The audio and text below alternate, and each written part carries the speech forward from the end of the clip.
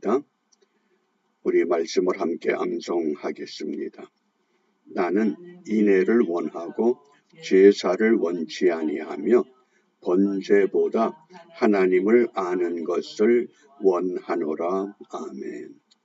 이 인애와 제사, 사랑과 예배 이렇게 적용할 수 있습니다. 하나님은 사랑이십니다. 그것을 구약에서 인애, 헤세드라고 표현합니다.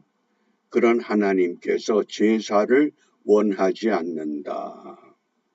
이때 제사라고 하는 건 짐승의 제물을 완전히 태워서 하늘로 모든 연기를 올려보내는, 그런데 그런 제사가 중요한 것이 아니라 어떤 제사, 번제보다 하나님을 아는 것, 하나님을 만나는 것, 하나님의 음성을 듣는 것, 이것을 원하신다고 간곡하게 말씀하십니다.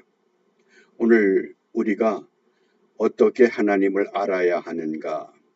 에스겔서 19장부터 21장을 읽게 됩니다.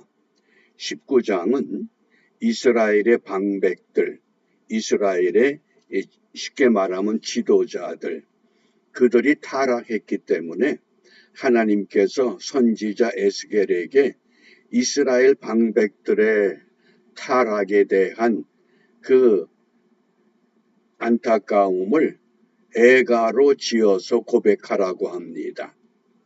오늘 우리가 살고 있는 이 시대에 대한민국의 현황을 바라보면 비슷한 상황입니다. 그 현실을 보면서 슬픈 노래를 부를 수밖에 없다, 그 뜻입니다. 그리고 20장에서는 이스라엘의 반역의 역사, 그래서 패역이라는 단어를 자주 사용합니다. 성경 구약과 신약 전체에서 이 패역이라고 하는 단어가 사용된 구절이 대략 103구절입니다. 그런데 신약에서는 4구절밖에 없습니다. 철저하게 하나님이 선택했던 하나님의 헤세드의 사랑을 받은 언약의 백성들이 패역했다, 타락했다, 그 뜻입니다.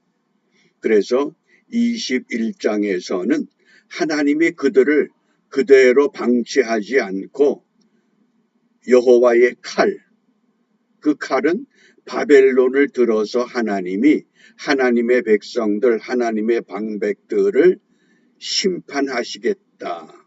그때 심판이라고 하는 것은 마지막 심판이 아니라 그들의 역사 속에서 잘못된 왜곡된 역사를 바르게 잡아주겠다. 어떻게 회개하고 돌아오라고 하는 것을 오늘 우리에게 말씀하십니다.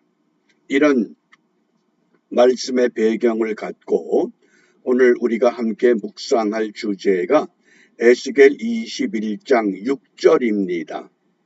에스겔 21장 6절. 여기 탄식이라고 하는 이 단어가 매우 중요합니다. 함께 읽겠습니다. 인자야, 너는 탄식하되 허리가 끊어지는 듯이 그들의 목전에서 슬피 탄식하라. 아멘. 탄식해야 된다. 오늘 하나님이 선지자 에스겔을 통해서 이 시대를 살아가는 그리스도인들에게 똑같은 말씀으로 외치십니다. 너는 탄식하되 허리가 끊어지는 듯이 그들의 목전에서 슬피 탄식해야 된다. 또 21장 12절을 탄식을 어떻게 달리 표현하느냐? 인자야, 너는 부르짖어 슬피 울지어다. 탄식을 좀 더 구체적으로 슬피 울어라. 그런데 이 슬피 운다고 하는 건 야라크렌 단어인데 쉽게 말하면 하루 종일 슬피 울면서 다니라, 그 뜻입니다. 무엇 때문에? 내가 병들어서, 내가 가난해서, 내가 억울해서가 아니라 나라가 무너져 가기 때문에. 어떻습니까? 오늘 우리가 살고 있는 이 시대, 이 탄식한다. 그래서 NIV 영화 성경에서는 groan해서 뭡니까? 신음한다. 한숨 짓는다. 그런 뜻입니다. 저는 이 말씀을 새벽에 읽으면서 두 가지 단어를 생각했습니다. 보일링 프로그, 그 다음에 히랍의 철학자 디오게네스. 이 보일링 프로그, 끓는 물 속의 개구리. 19세기 독일의 학자들이 개구리를 가지고 실험을 했습니다. 개구리를 찬물에 넣고 매 분마다 0.2도씩 물의 온도를 올리니까 물이 끓을 때까지 개구리가 그 컵에서 도망치질 않더랍니다. 왜? 서서히 동화됐기 때문에. 오늘 한국의 실정이 갑자기 이렇게 된 거 아닙니다. 이미 오래전부터 서서히 보일링 프로그 좌경화돼서 지금 막판에 이르렀다고 하는 겁니다. 이해가 되시죠? 그러니까 느끼질 못한다는 겁니다. 지금 좌경화에 물이 막 끓고 있는데 이제까지 살았는데. 그 보일링 프로그. 그 다음에 두 번째 히랍의 철학자 디오게네스. 많은 설교자들이 이 디오게네스를 소개했습니다. 대낮에 등불을 들고 촛불을 들고 다녔다. 왜? 진리를 찾기 위해서. 그런데 좀 더 구체적으로 말하면 사람 같은 사람을 찾기 위해서. 왜 그렇습니까? 얼마나 많은 사람이 있습니까? 얼마나 배움이 뛰어난 시대를 살아갑니까? 그런데 사람다운 사람이 없다는 겁니다. 이걸 달리 적용하면 참 그리스도인이 없다, 그 뜻이 되기도 하는 겁니다.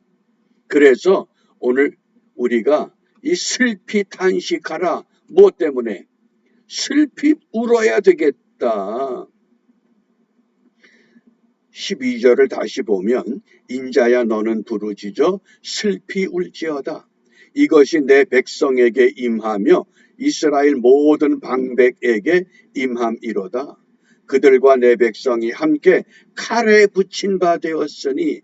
이때 칼은 바벨론의 칼을 상징한 겁니다. 바벨론이 이제 곧 너희들을 1차, 2차 포로가 다 붙들려 갔고 마지막 시드기야 왕 때에 너희들 마지막 바벨론의 칼에 의해서 이제는 난도질을 당할 때야 뭡니까? 한자 성어로 풍전등화입니다. 바람 부는 그 앞에 등불 같은 것. 그럼 바람이 불면 등불 곧 꺼진다는 겁니다. 곧 무너진다는 겁니다. 그래서 너는 내 넓적다리를 칠지어다 그랬습니다. 이 넓적다리를 친다고 하는 것은 히브리 문학의 표현 방법입니다. 슬픔을 표현할 때 넓적다리를 치면서, 이것이 성경에서는 어떤 경우는 볼기, 어떤 경우는 몸, 어떤 경우는 허리 이렇게 번역이 되지만은 무너지는 나라의 꼴을 보면서 하루 종일 이제 망했구나, 이제 망했어, 어디 하소연할 데가 없으니까 자기 몸을 치는 풍전등화에 지금 위기 가운데 우리가 놓여 있다고 하는 것을 잊지 말아야 하겠습니다. 그러면 오늘 우리가 어떻게 하면 이 풍전등화의 위기 앞에서 우리의 길을 새롭게 열어갈 것인가? 우리 초대 이승만 대통령의 건국 이념이 4가지입니다. 이건 꼭 기억하시길 바랍니다. 자유민주주의, 자유시장경제, 기독교 입국론, 한미동맹론. 지금 이게 어떻게 바뀌어갔느냐? 자유민주주의는 김일성주의, 소위 말하면 좌파 세력들, 그런데 김일성주의는 북한은 공산주의 사회주의가 아닙니다. 늘 강조하지만은 공산주의는 세습하는 나라가 아닙니다. 그런데 북한은 지금 1대, 2대, 3대, 이제 4대째 세습하려고 그러는 겁니다. 이건 개인을 위한, 한 가문을 위한 세습 왕조입니다. 정치 이념에도 없는 특이한 정치 구조입니다.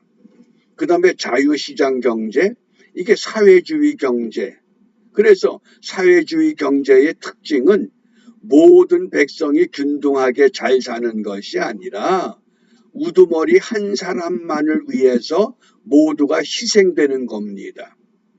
아무리 백성들이 몇백만 굶어 죽어도 김일성 일가는 굶어 죽질 않습니다. 자유시장 경제가 지금 무너지고 있다는 겁니다.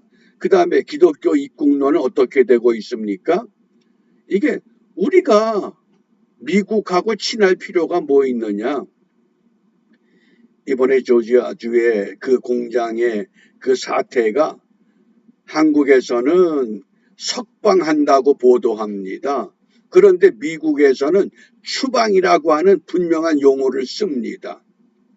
이게 완전히 다른 개념입니다. 석방이라고 하는 것은 붙들렸다가 자기 직장으로 되돌아가는 게 석방입니다. 추방은 뭡니까? 미국의 법대로 강제로 내쫓는 겁니다. 추방당하면 5년, 10년 동안 미국에 들어오질 못합니다. 그러니까 한미동맹을 어떻게 바꿉니까? 친중, 친북으로 바꾸기 시작한 겁니다. 오늘 새벽 뉴스에 이 좌파 정부가 어떤 것을 지금 몰고 가느냐. 이왕 이렇게 된 거, 한국에 머물고 있는 미국 사람들 방문 비자 받아가지고 영어 가르치는 사람들, 우리도 그들을 학대하자. 지금 이렇게 나가는 겁니다. 이 정도로 지금 심각해진 겁니다. 이런 역사의 현실과 오늘 에스겔 선지자가 보는 이 에스겔 21장 슬피 탄식해라. 어떻습니까? 근데 문제는 개구리가 끓는 물 속에서 그대로 죽어가는 것과 느끼지를 못한다는 겁니다. 풍전등화의 이 절대적인 위기. 오죽하면 디오게네스가 사람다운 사람이 왜 없느냐. 그렇게 사람이 많은데. 그래서 오늘 우리가 무엇을 기도해야 되느냐. 시편 15편 2절입니다. 정직하게 행하며 공의를 일삼으며 그 마음의 진실을 말하며. 아무리 잘못되었다 하더라도 다시 정직하게 공의롭게 진실하게 하나님 편에 돌아오면 하나님은 기회를 주십니다.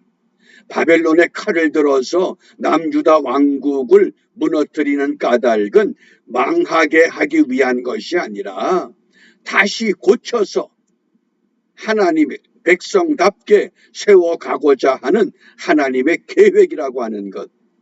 그렇기 때문에 오늘 우리가 총체적 위기를 깨달아야 합니다. 이제 어느 성한 곳이 거의 없습니다. 무엇 때문에? 정말 우리들이 나부터 진실한 믿음과 마음으로 주님을 믿고 따르고 있는가? 너희가 세상의 소금과 빛이라고 하셨는데 우리가 소금과 빛된 삶을 살아가고 있는가? 그 불란서의 작가며 언론인이었던 에밀 졸라가 유명한 말을 남겼습니다. 제 의무는 말을 하는 것입니다. 슬피 탄식하는 겁니다. 이 시대를 향해서. 왜냐하면 저는 역사의 공범자가 되고 싶지 않기 때문입니다. 그대로 따라가면 끓는 물 속에 개구리처럼 죽을 수밖에 없지만은 그러나 이제라도 일어나서 외치고 위기를 깨닫고 하나님 편에 서게 될 때 하나님은 반드시 소망의 길로 새로운 길로 우리를 이끌어 주실 줄 믿습니다. 바닷물의 염도가 3.5%라고 합니다. 그 3.5%의 소금 때문에 바닷물은 오만 대륙에서 불순물이 들어와도 썩질 않습니다.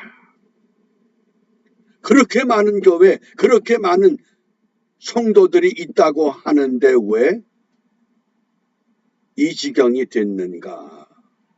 어떻습니까? 정말 우리가 하나님 앞에 다시 새롭게 하나님의 사람으로 거듭나기 위해서 몸부림치는 복된 하루가 되시기를 바랍니다. 기도하겠습니다. 역사의 주인 되시는 아버지 하나님, 입술로는 주여 주여 하면서 영적인 무감각으로 인하여 풍전등화의 위기를 맞이하고 말았습니다. 이제라도 저희들 주님 앞에 겸손히 무릎 꿇고 주님의 도움을 구할 뿐만 아니라 우리 한 사람 한 사람 참 믿음의 사람으로 회복하여 이 땅을 향하여 세상을 향하여 외칠 수 있는 담대한 믿음의 사람으로 회복시켜 주시옵소서. 예수님 이름으로 기도합니다. 아멘.